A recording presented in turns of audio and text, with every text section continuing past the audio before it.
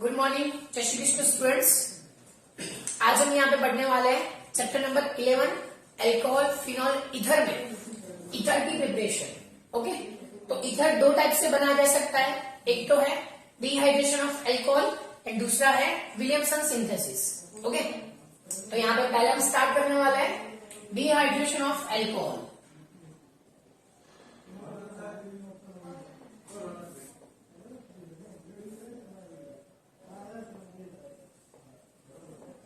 चलो, तो आगे वाले लेक्चर में हमने ऑलरेडी डिहाइड्रेशन ऑफ अल्कोहल सीख लिया है। तो यहाँ पे वहां पे तो एल्कीन बन रही थी, तो यहाँ पे हमको क्या बनाना है, तो कि ईथर बनाना है। तो क्या करेंगे हम, तो रिएक्शन कंडीशन कुछ चेंज करेंगे। तो यहाँ पर मैं पहले लिख रहा हूं अल्कोहल, इसका आगे हमने जो देख लिया एसिडिक मीडियम में 443 केल्विन पे अगर मैं रिएक्शन करवाई तो क्या मिलेगा हमको, एल्कीन मिलेगा, यानी कि इथीन यहाँ पे प्रोडक्ट के तौर पे मिलेगा। बट अगर यही रिएक्शन कंडीशन में क्या करेंगे हम, तो मीडियम एसिडिक ही रखेंगे, बट जो टेम्परेचर है इसको हम डिक्रीज करके 413 करेंगे, तो क्या मिलेगा हमको, यहाँ पे ईथर मिलेगा, जो इथॉक्सी ईथर यहाँ पे मिलेगा, जिसके लिए हमको अल्कोहल के 2 मोल की जरूरत है। ओके, तो ये वाली मैकेनिज्म हमने एक्सप्लेन कर ली है। अब टेम्परेचर डिक्रीज करने के बाद जो भी हमको ईथर की प्रोसेस मिल रही है, किस में से, तो अल्कोहल के डिहाइड्रेशन से, तो वो वाली मैकेनिज्म हम एक्सप्लेन कर रहे हैं।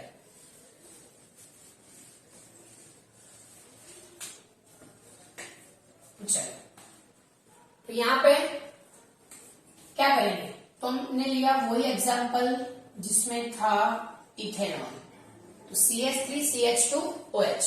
अब देखो क्या करेंगे, पहले तो एसिडिक मीडियम यानी कि H+, तो पहले क्या होगा, तो ये जो भी अल्कोहल है, ये जो प्रोटॉन है उसका क्या होगा, ये OH पे प्रोटोनेशन होगा। ओके, तो क्या मिलेगा हमको, CH3CH2OH2+,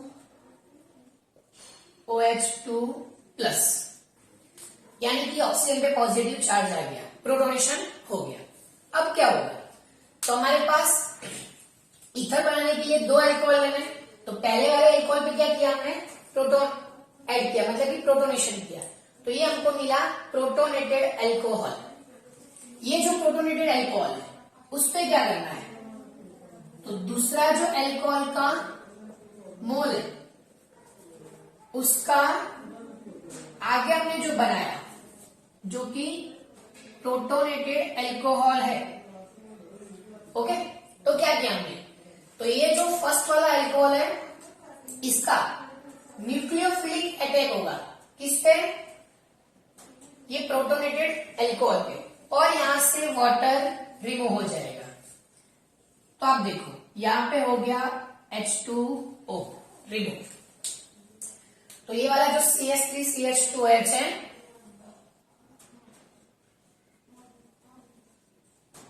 वो किसके साथ जुड़ गया, CH2CH3 के साथ, और यहाँ पे O+। तो क्या होगा, अब प्रोटोनेशन किया था, फिर से क्या करना पड़ेगा, डीप्रोटोनेशन, मतलब कि -H+।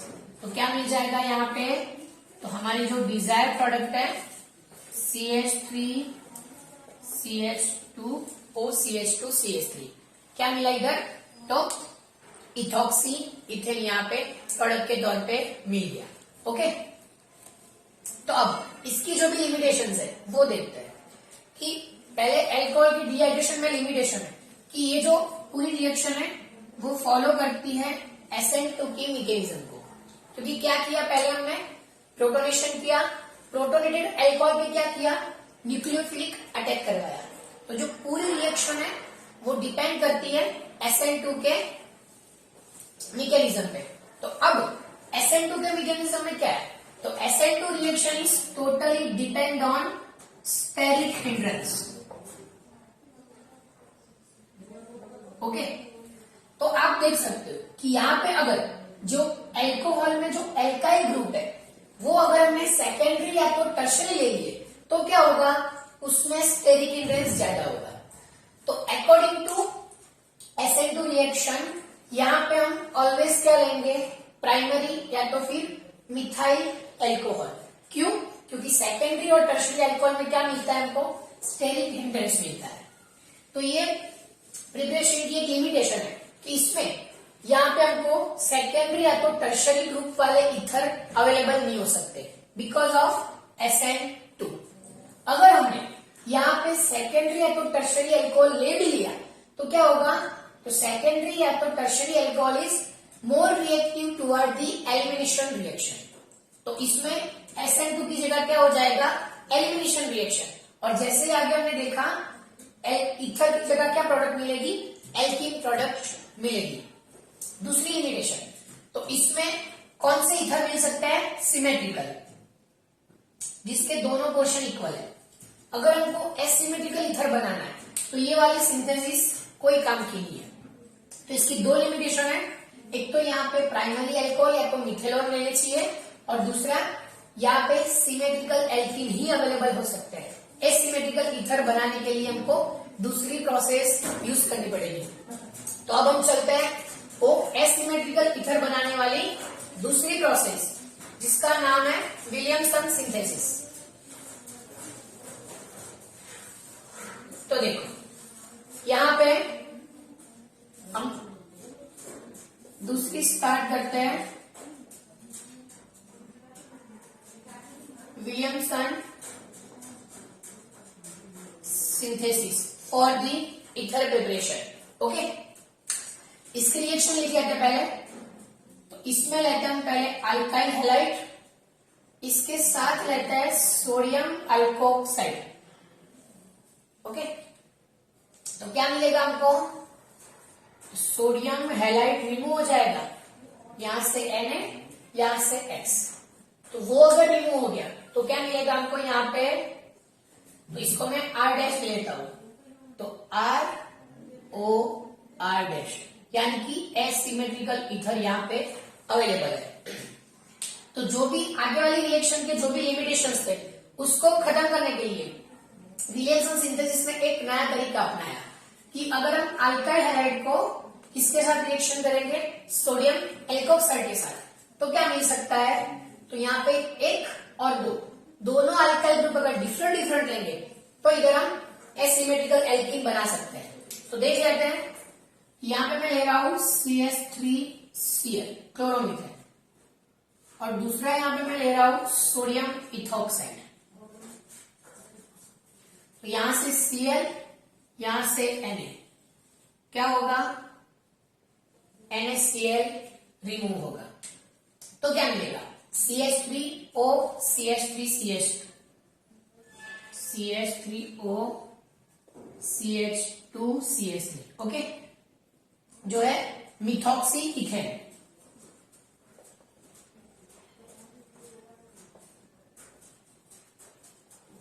जो कि एसिमेट्रिक ईथर है।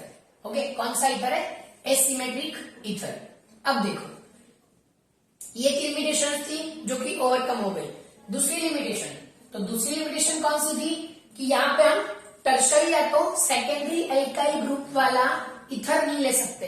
क्यों नहीं ले सकते, मतलब कि उसमें बन नहीं सकता था, बट इसमें बनने की पॉसिबिलिटीज है।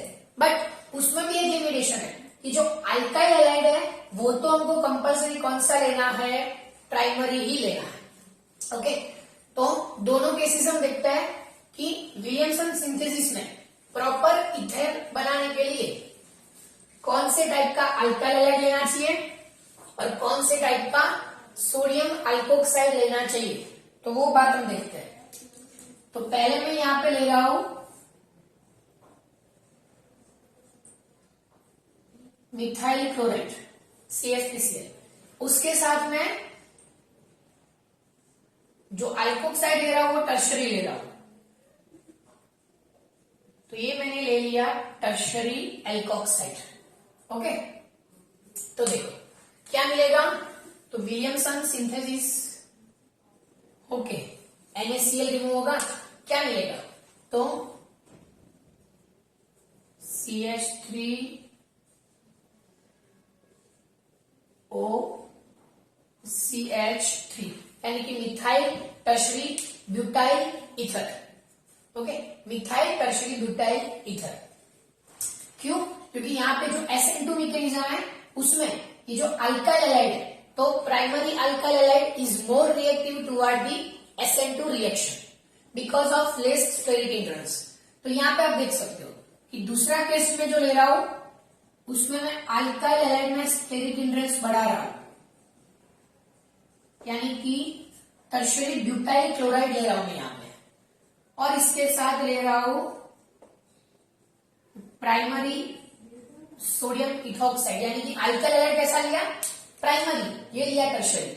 इसमें ये वाला टर्शरी लिया था, ये वाला मिथाइल लिया था।